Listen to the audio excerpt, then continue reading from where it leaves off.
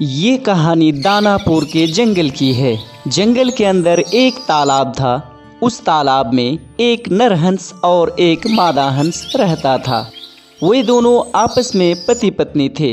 हंस प्यार से अपनी पत्नी को रिंकी कहकर बुलाता था। उनके जीवन में काफ़ी कष्ट था, कारण उसके कोई बच्चे नहीं थे। इसलिए मादा हंस हमेशा अपने घोंसले पर बैठकर अंडा देने की कोशिश करता, लेकिन उनकी कोशिश बेकार चली जाती और हंस अपनी पत्नी रिंकी के लिए रोजाना मछली पकड़कर लाता। एक दिन रिंकी अपना पति से कहती है, अजी सुनते हो, मेरे लिए आप हमेशा कष्ट उठाकर मछली का शिकार करके लाते हैं, इसलिए हमने सोचा कि आज मैं भी आपके साथ चलूंगी और दोनों मिलकर मछली का शिकार करेंगे। रिंकी के मुंह से ऐसी बात सुनकर हंस कहता है, ये तुम क्या बोल रही हो रिंकी? तुम्हें तकलीफ उठाने की कोई ज़रूरत नहीं। मैं तो मछली पकड़ कर लाऊंगा, उससे तुम खा लेना और मैं भूखा ही रह जाऊंगा। तुम घोंसले पर बैठकर सिर्फ अंडा देने की सोचो। कई साल बीत गए मेरे पति, लेकिन मैं इतनी अभागिन हूँ कि एक भी अंडा नहीं दे सका, इसलिए आज मैं अपने घोंसले पर नहीं जाऊंगी। रिंकी यानी मादा हंस किसी भी कीमत पर मानने को तैयार नहीं था, इसलिए दोनों शिकार करने निकल जाते हैं। जाते जाते उन्हें रास्ते में एक तांत्रिक हुदहुद मिल जाता है।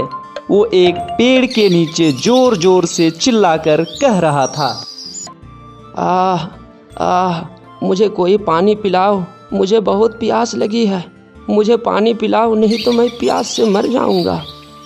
अजी सुनते हो, बेचारा पानी के लिए तड़प रहा है, इसे थोड़ा सा पानी पिला दो ना। ऐसे भी किसी प्यासे को पानी पिलाना पुण्य का काम होता है, इतनी सी इसकी सहायता कर दो। मुझे किसी की सहायता नहीं करना है और ना ही मुझे किसी को पानी पिलाना है। तुम्हें पुण्य कमाना है तो तुम पुण्य कमाते रहो, मैं तो चला यहाँ से। इतना बोलकर हंस वहाँ से चला जाता है और रिंकी एक मग लेकर पास के तालाब में चली जाती है और पानी लेकर आती है और तांत्रिक हुदहुद से कहती है, ये लो भाई पानी, अब तुम पानी पीकर अपना प्यास बुझा लो। तांत्रिक पानी पीता है और उसके बाद कहता है, देखो बहन, भगवान तुम्हारी हर इच्छा पूरी करे बहन, हर इच्छा पूरी करे और ऐसे ही बेसहारों का काम आती रहो बहन, तुम्हारा बहुत बहुत धन्यवाद। ये कहकर रिंकी वहाँ से घर की ओर लौट जाती है। तब तक शाम हो चुकी थी, इसलिए वह सो जाता है और सपने में वही तांत्रिक आकर रिंकी से कहता है, देखो बहन, कल रास्ते में जो तुमने मुझे पानी पिलाया था वह तुम्हारा परीक्षा था। इस परीक्षा में तुम पास हो गए हो, अब तुम बहुत जल्द ही माँ बनने वाली हो। दूसरे दिन सुबह होते ही रिंकी मन ही मन बहुत मुस्कुराने लगती है। उसका मुस्कुराना देखकर हंस उसे कहता है, क्या बात है भाग्यवान, तुम आज बहुत दिनों के बाद मंद मंद मुस्कुराती जा रही हो, कोई खास बात है क्या? फिर रिंकी उसे रात वाली सारी बातें बताती है। ये सब सुनकर हंस उसे कहता है, अरे पागल, ऐसा कुछ भी नहीं होता, ये तो तुम्हारा मन का वहम है। तुम जाओ और जाकर अपने घोंसले पर बैठो, तब तक मैं भोजन का व्यवस्था करके लाता हूँ। ये कहकर हंस भोजन की तलाश में निकल जाता है और रिंकी अपने घोंसले पर बैठ जाती है। कुछ ही क्षणों के बाद रिंकी एक खूबसूरत सा अंडा देती है और हंस तब तक मछली का शिकार करके आ जाता है। अंडा देखते ही हंस खुशी से बोलने लगता है, रिंकी, तुमने कितना खूबसूरत सा अंडा दिया है, बिल्कुल तुम्हारी तरह। अब मैं पापा कहलाऊंगा और तुम्हें भी कोई बांझ नहीं पुकारेगा, है ना रिंकी? हाँ बिल्कुल मेरे पति। अच्छा एक बात बताइए, अगर चूजा बेटा निकला तो क्या नाम रखेंगे, और अगर बेटी हुई तो क्या नाम रखेंगे? चूजा अगर बेटा निकला तो सुंदर नाम रखेंगे और यदि बेटी हुई तो नाम सुंदरी रखेंगे।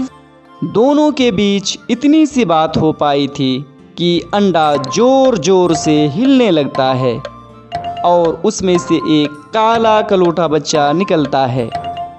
ये देखकर हंस काफी गुस्सा हो जाता है और अपनी पत्नी रिंकी से कहता है, तुम अपने बेटे को लेकर निकल जाओ मेरे घर से। मैंने तुम्हें ऐसा संतान जन्म देने के लिए नहीं कहा था। और रही बात नाम रखने की, हमने कहा था अगर बेटा हुआ तो उसका नाम सुंदर रखेंगे, लेकिन सुंदर नहीं, इसका नाम तो बंदर रखेंगे, बंदर।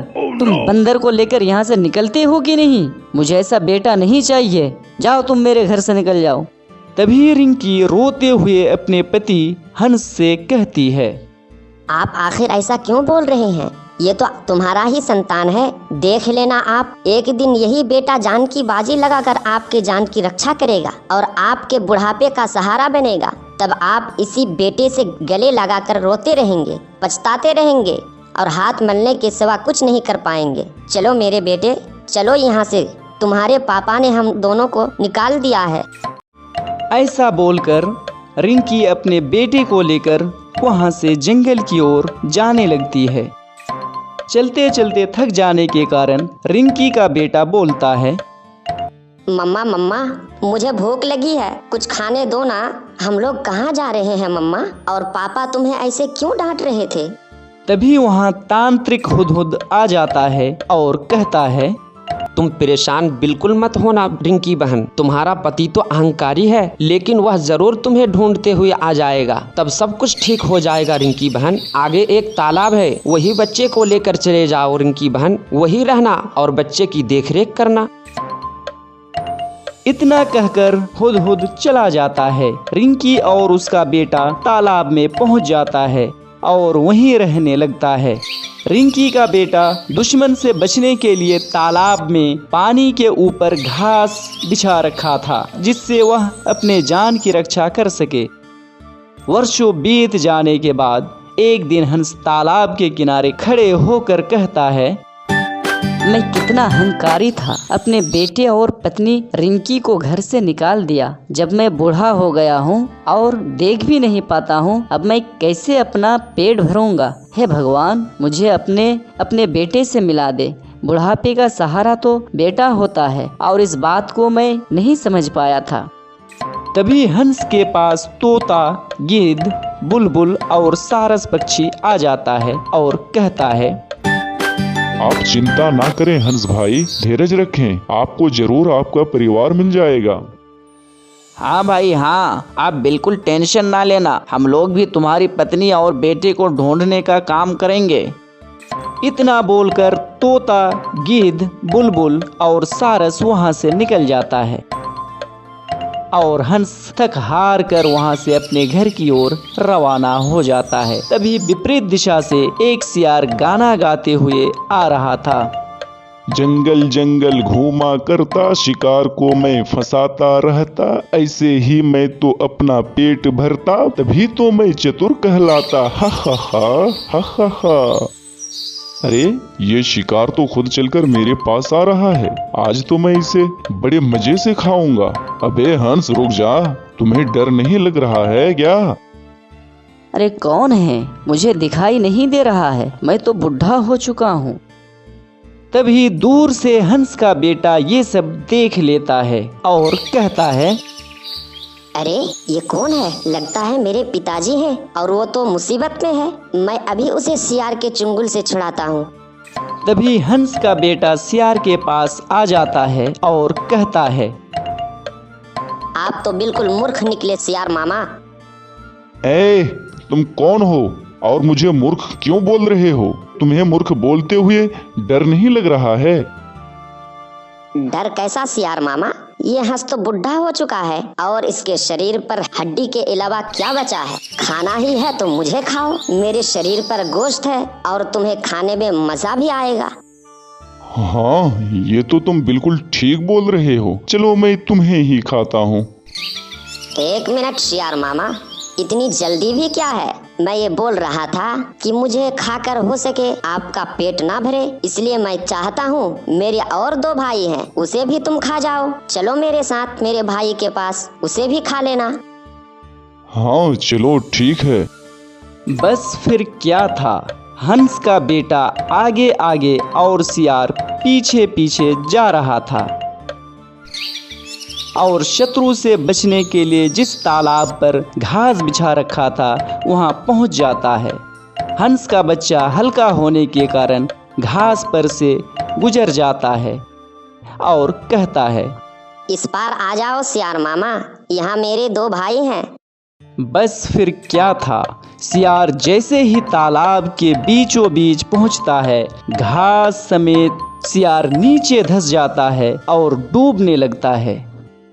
अब सियार उसी तालाब में डूबकर मर जाता है और हमेशा के लिए सियार के चंगुल से आज़ाद हो जाता है। ये भला कौन था जो अपनी जान पर खेलकर मेरी जान बचाया? ईश्वर उसका भला करे। आपने नहीं पहचाना? ये तो वही है जिसको आपने बंदर कहकर उसे ही नहीं बल्कि उसकी माँ को भी घर से बाहर निकाल दिए थे। कौन है रिंकी? तुम अभी तक जिंदा हो? अगर आज मेरा बेटा नहीं होता तो मैं अभी तुम्हारे सामने नहीं होता, एक सियार के पेट में होता। मेरे बेटे ने जान की बाजी लगाकर मेरी जान बचाई है। मुझे माफ करो रिंकी, मुझे माफ करो। और बेटा सुंदर, तुम भी चलो, अब अपना घर चलो, अब चलते हैं यहाँ से। फिर तीनों अपने घर की ओर आने लगते हैं और खुशी खुशी अपने जीवन बिताने लगते हैं। फ्रेंड्स, इस कहानी से हमें यही शिक्षा मिलती है कि अगर बल काम ना आए तो छल का प्रयोग कर अपने आप को सुरक्षित किया जा सकता है। दोस्तों, इसी तरह की इंटरेस्टिंग स्टोरी सुनने के लिए आप हमारे चैनल को लाइक और शेयर करें, और चैनल पर नए हैं तो सब्सक्राइब जरूर करें और बेल के आइकन को भी प्रेस करें, जिससे हमारी आने वाली वीडियो का नोटिफिकेशन सबसे पहले आप तक पहुँचे। वीडियो देखने के लिए बहुत बहुत धन्यवाद।